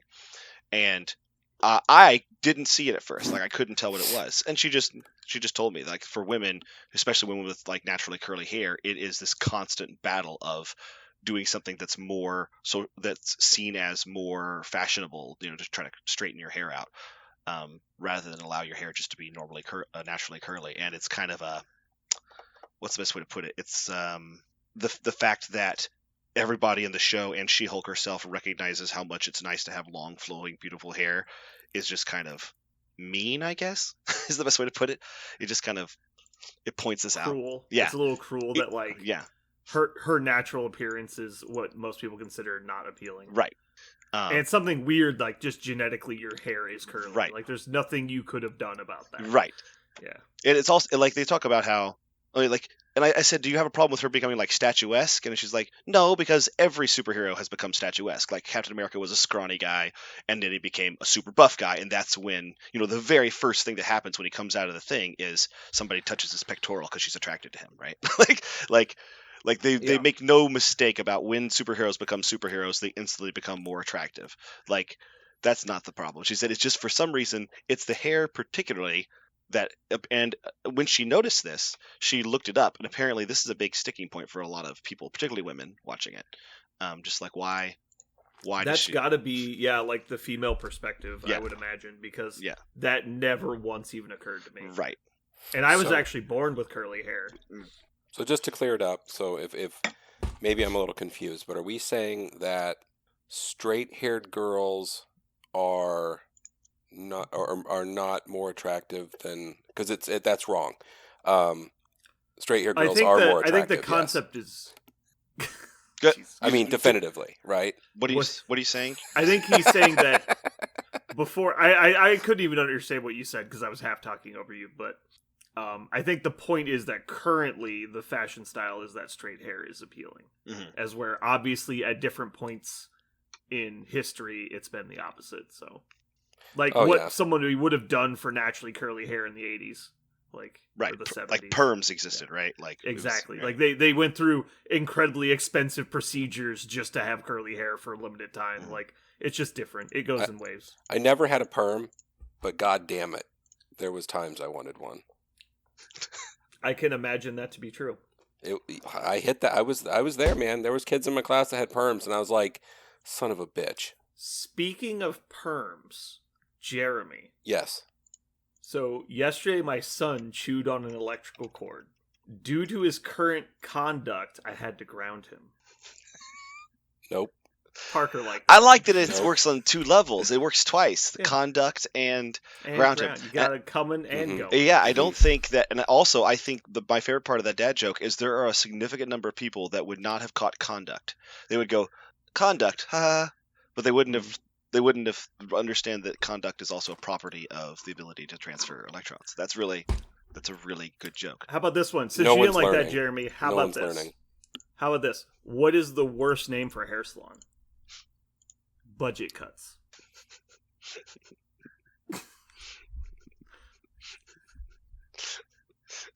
No notes. Perfect. Jeremy's just like stone faced, like I didn't even hear you. Must we go through this every time? Every time you enjoy my pain, yes. No. Aaron, what's up in your life? Oh, I get to follow that. Painting, yeah. Not so much painting. I have a second job. I work the second week of the month, so it's that week for me. Oh, so you've been working. Like at least 3 hours a day. That's lame. I know. Why are you working? For fun. Okay. And profit. That is part of the job, but that's not why I'm working. As Parker said. Yeah. Oh, I wanted to. So, yeah, like the Marvel stuff, isn't it? It's kind of weird that so Wanda came out and it was like a lot of drama, right? That was pretty heavy. And then Hawkeye It was like kind a of mystery drama. yeah, like Hawkeye was kind of like right in the middle. I thought Hawkeye was perfect, kind of light in some and heavy in some, and then She-Hulk now is just kind of almost jokey. It's like a sitcom. Yeah, it's like a it's- sitcom. like I- yeah. I will actually say this is my only critique of She-Hulk, because I also really like how light it is. I love the breaking the fourth wall. I think it's true to the comics in a lot of ways. There are two things I don't like about something that departed from the comics that I don't understand. For example, Jen Walters when they kind of, I'm not talking about the original, because the original She-Hulk was just a men wanted to make a booby She-Hulk, a Hulk, like that's the original reason for her. But when they brought her back in the 90s and the early 2000s, she got her own title and it was really well done. Jennifer Walters is kind of a wallflower person. Like, she definitely doesn't want a lot of attention. She doesn't want to be the center of the room. But her She-Hulk persona is very much an empowered, you get out of my way, I don't get out of your way kind of person, which was really cool character. And I don't know why they made both versions of her in this show that character, because it means there's no like conflict with herself. There's no character conflict between What do you She-Hulk mean? and Jennifer Walters. So like the Hulk, one of the classic stories about the Hulk is that there's a big character versus character conflict, a big character Yeah. versus self, not character versus character versus self conflict, and resolving that is always a challenge for Bruce. It's always something he has to work around. But literally in the first like 10 minutes of being She-Hulk, Jennifer has no problems. She's already an empowered woman who feels like she's got everything together. And then she becomes She-Hulk, who is also an empowered woman who has everything together. And She-Hulk's more of a burden or even a curse than something So- that's empowering. They definitely don't play it off as like a burden or a curse, but Right. like they do have altering like personalities. I don't think so. I think they make it really Okay. clear that it's. I think they even spell it out in one of the earlier episodes. Like she doesn't feel any different. That's her. So she's in control, but like her personality changes. You think? I think we're not. Yeah, like the entire like first episode is her talking about how she doesn't want anyone to know she's She-Hulk and she doesn't want to use this to benefit herself. Right. But when she's in the She-Hulk form, she really enjoys the attention. I don't know about that. I think they actually. I think she would rather not be Because She-Hulk. all she 'cause she's complains about already- all the time when she's Jennifer is how it's like it's annoying that people want her to be She-Hulk because she Right. doesn't want to be. Right. But then when she's She-Hulk, she's always having a good time and like big ego. And I want you to know in the comics, it's the opposite. In the comics, Jennifer actually enjoys and wants to be She-Hulk because when she's not She-Hulk, she feels as if she's disempowered. And okay. she literally can't I see what find you mean. success because when she is She-Hulk, she is very empowered. Like one of the things about She-Hulk, like when she hulks out in the courtroom, that's not people asking her to do that. That's her doing it on purpose. And at first people are taken aback. They don't want her to do it. And they're like, no, this is me. Deal with it. Like you can deal with She-Hulk or Jennifer. It doesn't matter because She-Hulk is who you're going to be talking to. Like it was interesting and refreshing, and they left that behind. I thought that was just a wasted thing they could have had. That being said, Okay. the one thing I actually say is a serious critique is there's no central antagonist in a serial show. If this was a lawyer show, like a Law and Order, and one of those vibes, it would be every episode would have absolutely nothing to do with the other, right? Jennifer Walters and her side characters would be consistent, but no plot has anything to do with the next plot. But this is a serial show. It's supposed to be like the first episode, affects the last episode and everything in between. But there's no antagonist. There's no central problem.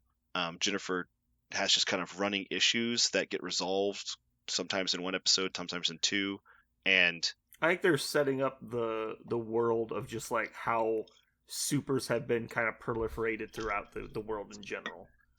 Because like you're meeting like the Titania girl or Titanium, whatever. Titania, you got it right, yeah. Okay, so it's like her. There's like the elves from Valhalla and like all like the random like super-esh people. I think is what they're kind of trying to set up. But also I'm not sure. And I get that, but that would be totally fine if it was a Monster of the Week show, right? Where Jennifer is a lawyer, a problem shows up that's both a problem for Jennifer as a lawyer and She-Hulk as a superhero. She uses both to solve both problems. End of episode. Next episode. That's what you would expect out of a regular law show or a law enforcement show. Even one that specifically is talking about superheroes as the theme, like you would expect that, but it hasn't been that. Instead, I think it reads like a long story arc, but there's no rising action. There's no central conflict that's propelling Jennifer one way or the other. So I just wish there was an antagonist. That's all I saw. It's like I wish there was something going on. A guy behind the scenes pulling the strings and making Jennifer's life hard, and she's starting to learn slowly that it's happening or something. But the fact that it is a cop drama or a lawyer drama, it's more like a law drama. So it's a law drama that doesn't have it's a serial law drama without a central antagonist, and I struggle with that. All right, noted. You struggle with it. It makes the show weaker. Otherwise, it's really fun to watch. I actually think that's kind of refreshing. I don't need every show to be exactly the same structure as the one before it. Have you guys watched the House of the Dragon? Is that what it's called? No. The new Game of Thrones? No? Not. Man, oh man. Zero interest right now. Well, Too cheap for HBO Max. if you anyone who enjoyed it, Jeremy's password. That's what I did. Yeah, you can do that. Yeah. I traded him for an Audible password, which he apparently has not used. I have not. I don't have Log in and listen to Dresden Files, you cheap piece of shit. I gotta look from that one. It's the best novels. Use your earballs. Listen to them.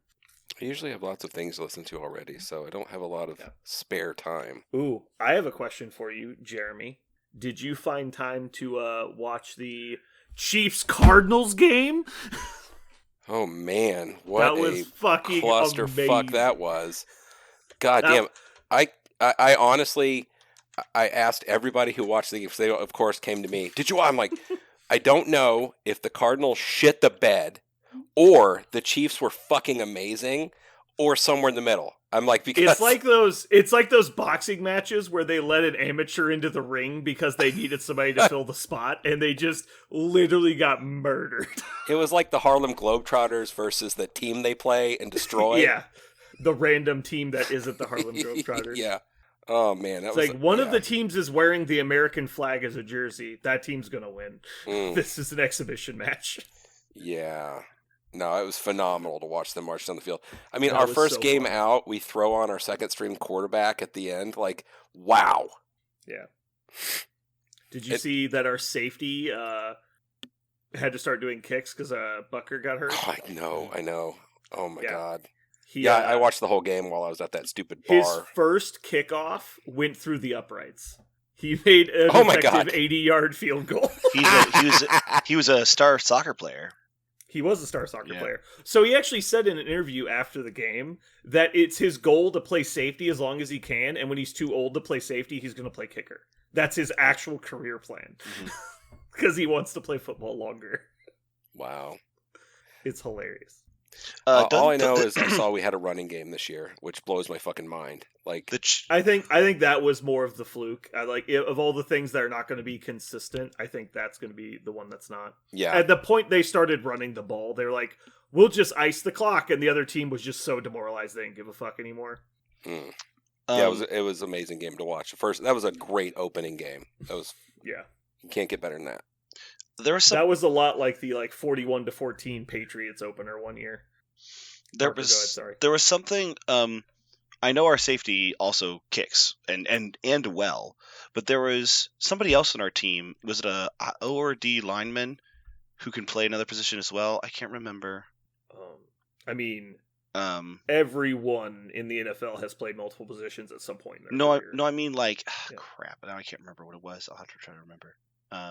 But it was an odd thing like kicker, right? Not everyone can kick the ball through the uprights, Mhm. and our safety can. But there was somebody Kicking else. is hard, yeah. Yeah. There's something else really specialized like that. Now I'm gonna have to look it up. I'm gonna find out. Weird. Yeah, I didn't know that. It was something the casters said while they were talking about the safety kicking it through the upgrades. Like, yeah, that's really cool to have that. And Chiefs have another one, and they just say so like their center or tackle. I can't remember who it was. What are the Vegas odds on the game tomorrow? Oh, I have no idea. I don't look at the odds. Never tell me the odds. Mm-hmm. Yeah, I know. Because if I look at the odds, then I'll start caring about the spread. And if I Yeah. care about the spread, I'll be tempted to bet. And then I'll just lose money. I was actually planning on doing sports betting last year. And then I was like, no, the Chiefs have covered like 14 of the last 15 spreads. And that will get me to put way too much money on a Chiefs game. Mm-hmm. Let's see. My bookie sports betting. I want to search sportsbook NFL. Chiefs are laying 4 points. So they usually do 3 points for home games, and so basically we're a 1 point favorite over the Chargers on a neutral site. But it's the 50th anniversary of Arrowhead Stadium home opener, so it's probably worth a couple more than 3. Will I get like a free jersey or something? Will we get something You cool? will not get a free jersey. You will probably get something though. They'll probably have some giveaway.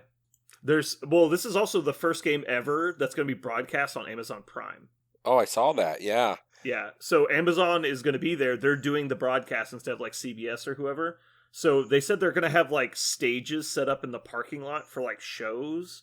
They've got like a huge halftime show thing planned, and they've got a like really special national anthem thing planned too. So anyway, we'll be at the first ever Amazon Prime broadcast. For better or worse. Yeah. Which We'll be- probably means it will go out and the only people that get to watch it are the people in the stadium. Probably. That happened one year. We lost an entire quarter of a football game because the CBS truck caught fire and they lost the broadcast for the last quarter of the game. It was so weird. And then, the stats come out the next day and they're like, yeah, Frank Clark had an interception. And we're like, what? A defensive end had an interception? And so you're like, what does that mean? And you're like, and they're like, yeah, it happened. But like, there's no video evidence of it. Wow. Because the CBS truck burned to the ground. Like, what the fuck? It's so weird. All right, we should probably get recording. Aaron looks bored as fuck. It's like these idiots are talking football. You're not wrong. So we're just gonna skip news today, is that right? There's no news. Maybe I'll like play the news clip and then it will just like slowly fade out. It's like no news. I was so happy because I had an announcement today that I was so excited to tell everyone about. And then I worked all day instead. Very sad. All right. Cool. All right, you guys ready? Mm-hmm.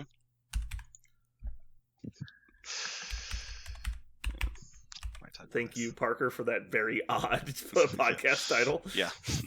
I was gonna change it to like the Big Bully Boys Bully the Boys or something like that, but I Yeah. decided not to. Yeah. I was like, the tongue lies is definitely abstract enough that nobody will know what the fuck's going Yeah. on. Perfect.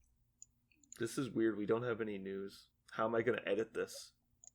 Just what you should do right in the middle of the cast, very awkwardly when it should be that, just with a different mic, just eat the mic and put no news and just like No news. just be My Really thought was off-putting. actually I I just turn the volume down on the news chant and loop it and make it go the entire podcast in the background. And this is the news. It's just like the 2 hours of news. Oh God. Aaron, have you still been listening to the podcast since you've been on it? Nope. Okay. I changed the way we do the news thing. I don't know. You should. I should listen to it once. You should listen to one of them, not this one, because we didn't do it this time. Yeah, I was waiting- It sounds good. It sounds good. Okay. I was waiting for the inevitable time I miss. I figured I'd catch it up then, but Yeah. But you're just so goddamn reliable, you know? it's like I have a lot else to do. Yeah. I think I know you guys were worried that this would be an overwhelmingly negative topic. I didn't feel that way. I thought there was a lot of productive conversation. I don't disagree with Am you. I wrong? No. Okay. You just still hate big guys. More or less. Okay. Hate's a strong word. I think it honestly creates like a dynamic in the game that was not intended. I would like I just don't feel like they understand what they did because of how it affects the game, and it's so not positive for your opponent. It just Forgive isn't. them, for they know not what they do. So obviously, anytime something is overwhelmingly strong, it's going to be a negative experience for your opponent. I think a lot of the time, it's expectation going into the game. Like, if you've never played Thanos before, and you experience it for the first time, like, the level of board control that comes out of one model, that is obviously not fun. But if you go into, like, playing against Hulk for the first time, you're like, alright, Hulk's going to punch me and throw me around a bunch, and I'm going to try and kill him, and we'll just see how it goes. Like, I don't think that you're going to have a bad time, specifically. I think the problem, if there is a problem with Hulk, is when your opponent goes, I'm not going to use him like a Hulk. I'm going to use him like a jumpy controller and just never engage. That's when it gets to be no fun. Because he absolutely can. He can just pick up something and say whoop, whoop, whoop, whoop, whoop, whoop, whoop, whoop, and somebody as soon as somebody comes close, he just throws them away and runs away again. And if that's a 2-point steal, you're like, if you even funny thing is, even if you have something like a black cat, you only get it for a turn. So I would so much rather play against like Avengers Hulk than play against like Shadowlands. Period. Like I hate playing in Shadowlands so fucking much. It's so boring and dumb. It's like, why are your stupid 3-point models just murder machines? It doesn't make sense. It's like it feels on the far side of the table like it requires zero fucking skill to play. And it could not be the case, but it feels that way. It's like, congrats, you stood still and pressed the attack button. Good job. It's like, what the fuck? I will say Shadowlands Daredevil is definitely, it's the MCP equivalent of playing a fighting game and spamming A. Just Check it out. I found out how to leg sweep, and you just leg sweep all day. Yeah. Like that's what it is. Except that you can't jump. He's leg sweeping and Right. you can't jump. And you're like, Right. this is cool. Yeah, Well, the problem is it's one of the only good counters into super control lists, yeah, it is. right? If you're not going to play control, you damn well better be playing attrition. And there's Well, only attrition isn't the natural counter of control. It's like bodies, right? Like just like quantity is the counter. It's attrition plus you know, a go lot of around their bodies, control, right? You go wide. Yeah. You get around the defense. well, Shadow does both, so Right. So it's the problem is that you have a go wide list that does the most damage that you can basically do. right. Like, I don't care about how good Malekith is. A Shadowlands list will outdamage Malekith if the whole list gets to activate. Like, I don't think that's necessarily more brain dead or easier to play than a control Web Warriors or Avengers Hulk build. Like it's no Yeah, more I- brain dumb than double moving or moving Hulk, attack, throw. Like but like I don't like it because it's not. It's completely non-interactive from both sides of the table. There's no counter to wide, other than fight it, and then they fight better than you. So it's just like, okay. so, I It's like, think what am I supposed to do? those games come down to some very interesting turn one decisions. If you're playing intrusions and you're like, oh, I guess I should double move and contest this, like that's the wrong decision. So Right. do you then go and give me all of the intrusions turn one, but set all of your models up so you're going to have priority against my go wide shadow list, and you're just going to start mowing me down? Do you flip the tables? Like I'm not going to set an objective. You get the early lead, but then I own you turns 2 and 3. I think that's where it becomes super interesting. I think the interesting part is I have all the models here that I would need to play Perrin's Dumb Thanos X-Men list tomorrow. You piece of shit. I swear to God. I actually I'm think glad more that we're at people the should football see game it. because one less person doing that shit. Yeah, that's gonna be funny. I think I'm 100% going to do that tomorrow to people who don't know what it is. I think it's going to be no fun for them, and we'll just make sure everyone agrees with Aaron and I by the end of the week. Hey, it's my Oh, so first you've time joined- up here. You joined the Aaron team. It's my first time up here. I've played a couple games. What's your name? Parker. Cool. There's a few rules I might not know, so let me know if I do anything wrong. Yeah. Parker's like, I'll let you know. And then when you're One done, time on this podcast, we'll tell Parker's wonderful stories about trying to play 40K and all the wonderful experiences he had. Mhm. And then I'll explain how it's karma for how he teaches new people how to play his games. Yeah, that's true. My 40K games are all karma for how I play. Yeah. How I teach people to play. He's like, would you like to learn to play War Machine or Marvel Crisis Protocol? Well, let me show you. This is my Black Order list. And you're like, he's like, did you have fun? He's like, no, I lost 18-1 and all my models are dead. Like, it's like, oh, well, that's unfortunate for you. I had a good time. Like, that's how Parker fucking That's totally plays. different than the And then he experience I tried to had. play 40K and had the equivalent of that done to him. He's like, why would I ever play this game? Yeah, I will not. The end. Yeah, goodbye. All right. Well, I think I'm done for tonight. You guys have anything else you want to chat about? We're going to lose Aaron in like 18 seconds anyway. So, I don't remember if it's on or Well off. said. all right. Cool. Let's wrap it up.